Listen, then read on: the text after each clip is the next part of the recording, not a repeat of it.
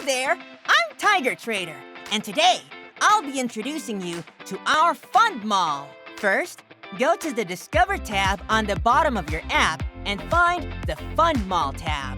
And filter them according to your risk profile, preferred type of fund, and even by fund managers. You will need to have a Fund Mall account before you can subscribe. Sign up for one on the Me tab. After your Fund Mall account is set up, you can click on the subscribe button of your preferred fund.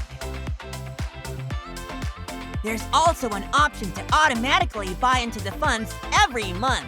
Click on RSP button to set up your regular savings plan. You can also go to our Community tab.